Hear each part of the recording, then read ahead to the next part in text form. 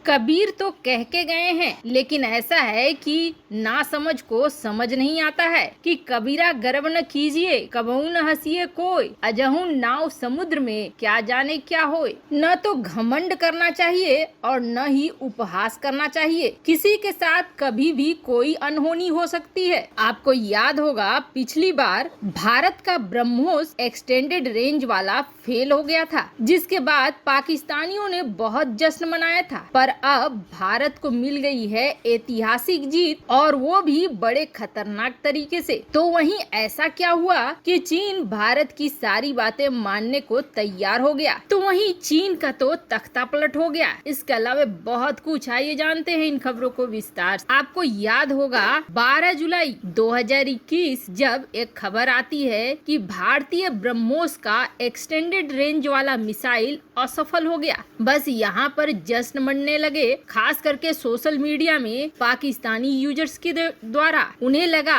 कि भारत हमेशा के लिए असफल हो गया। हालांकि इस असफलता के पीछे कहा यह जा रहा था कि पहली बात तो ये है कि ये एक्सटेंडेड रेंज का मिसाइल था जो पहली बार बना था, और इसका परीक्षण भी पहली बार ही हो रहा था। ज्यादा वजनी होने की वजह से सारे पैरामीटर सही नहीं उतरे खरे, और कहा तो ये भी गया कि मिसाइल टेक ऑफ करते ही गिर गई और ये बुरी तरीके से फेल हुआ। पर भारत ने अपनी असफलता चीन की तरह छिपाई नहीं, बल्कि भारत ने दुनिया को बता दिया कि ब्रह्मोस का एक्सटेंडेड रेंज फेल हो गया है। चीनी कमांडर, चीनी सेना और पाकिस्तान दोनों ही खुश हो गए। पर ऐसा है कि भारतीय वैज्ञानिक रुकने वाले हैं नहीं, वो वापस आए। और अब एक बार फिर चीन और पाक की मीडिया भारत पर बुरी तरीके से भड़क गई है। अब चीन और पाकिस्तान दोनों के चिढ़ने के अलग अलग कारण हैं। अब चीन इसलिए चिढ़ा हुआ है कि ये मिसाइल पहले से ताकतवर थी और अब भारत ने इसकी रेंज को बढ़ा दिया है। अब इस मिसाइल की रेंज में चीन के वो बड़े बड़े सैन्य बेस आ गए, खास करके वेस्टर्न कमांड के, जो चीन के लिए बेहद महत्वपूर्ण है। अब ये मिसाइलें चीन के उन सैन्य बेसों में गजब की तबाही ला सकती है। यही वजह है कि चीन पूरी तरीके से भड़क गया है भारत के ऊपर। अब चीन का कहना है कि भारत ने ये सफल परीक्षण कर लिया, लेकिन भारत एक हथियारों की दौड़ शुरू कर रहा है एशिया महाद्वीप में। पाकिस्तान का क्या कहना, उनके तो कारण भी बिल्कुल अलग हैं। पहले से ही ये मिसाइल बिल्कुल सटीक निशाने वाली और इसका इस्तेमाल किया जा सकता था सैन्य बेस को उड़ाने में, पूरी मिलिट्री की बटालियन उड़ाने में, बिल्कुल तबाही मचाने में, दुश्मन सेना के खेमे में। अब इस मिसाइल में इजराइल के उस टेक्निक का इस्तेमाल किया गया है जो दुनिया को बिल्कुल आश्चर्यचकित करती है। जैसे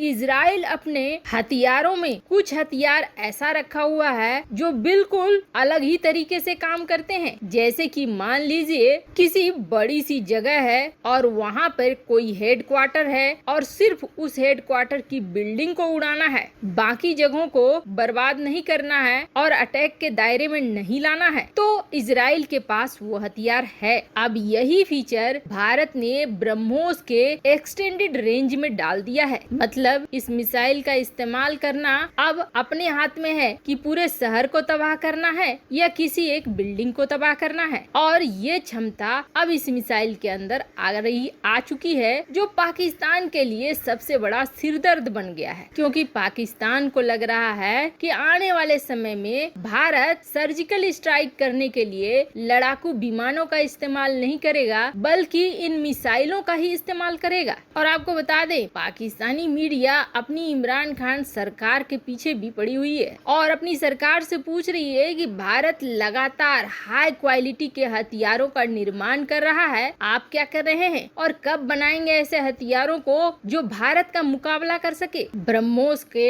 एक्सटेंडेड रेंज का फिर से परीक्षण किया गया है और इस बार ये परीक्षण बिल्कुल सफल रहा है। उड़ीसा के तट पर मंगलवार को इसे परीक्षण के लिए लाया गया और 800 किलोमीटर की रेंज को देखा गया, जो इसने पूरी तरीके से पूरा किया। और सबसे बड़ी बात यह है कि भारत ने इसके परीक्षण के लिए जो इंजन लगाया था वो भारतीय इंजन था। सबमरीन, शिप, एयरक्राफ्ट और लैंड बेस हर तरीके से दागी जाने वाली ये मिसाइल काफी बड़ा सिरदर्द है पाक और चीन दोनों के लिए ही। हमने हमने आपको 2-3 महीने पहले एक खबर दी थी जिसमें ये बताया था बांग्लादेश का इस इलाके में चीन एक बड़ा नौसैनिक अड्डा बनाना चाहता था और जिस वक्त ये डील फाइनल की थी बांग्लादेश के साथ, बांग्लादेश कर्ज में डूबा हुआ था चीन के, जिसकी वजह से बांग्लादेश मानने को मजबूर था। लेकिन एक बार फिर चीन ने यहाँ पे दबाव बनाना शुरू किया और इसे भारत को घेरने के लिए वो हर कीमत पे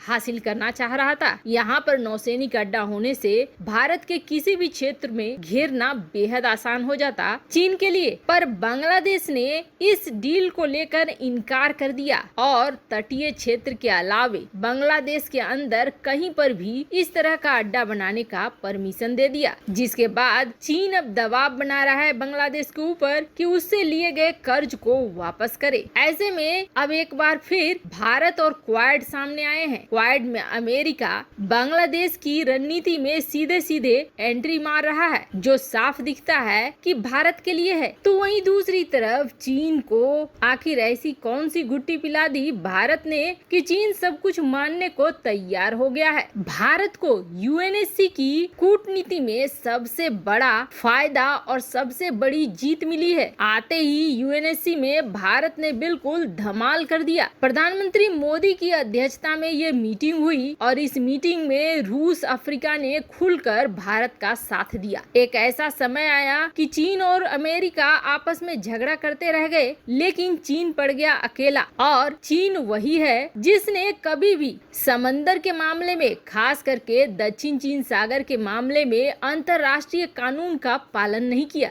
वैसे ये पहली बार था जब बड़े बड़े देशों के प्रधानमंत्री और राष्ट्रपति, जैसे कि रूस के राष्ट्रपति पुतिन, केन्या के राष्ट्रपति हुब्रू केन्यात और वियतनाम के पीएम फाम मिन चिन और 7 देशों के विदेश मंत्री ने इतने बड़े लेवल की मीटिंग में हिस्सा लिया हो। पर आखिरकार जब स्टेटमेंट निकालने की बात आई कि दुनिया के देश अंतर्राष्ट्रीय कानून का पालन करेंगे, यूएन के नियमों का पालन करेंगे, उस नियम का पालन करेंगे जो 1982 में बना था, तब ये लगा कि सारे देश तो इस पे साइन कर देंगे, लेकिन चीन नहीं करेगा, क्योंकि चीन इसका उल्लंघन हमेशा से करता आया है। चीन ने कभी 9 डेज लाइन को माना ही नहीं। पर आखिरकार जब साइन करने की बात आई, तब भारत की कूटनीति और भारत का सफल रणनीति सामने आया। जब बाकी देश साइन कर रहे थे तो अकेला बच गया चीन, जिसकी वजह से चीन को भी साइन करना पड़ा। भले वो न चाहे, लेकिन एक बार फिर इस चीज पर उसने मुहर लगा दी कि वो इंटरनेशनल कानूनों का पालन करेगा। हालांकि आपको क्या लगता है, ये साइन करने के बाद भी क्या चीन अंतर्राष्ट्रीय नियमों का पालन करेगा? कमेंट कर अपनी राय जरूर बताएं।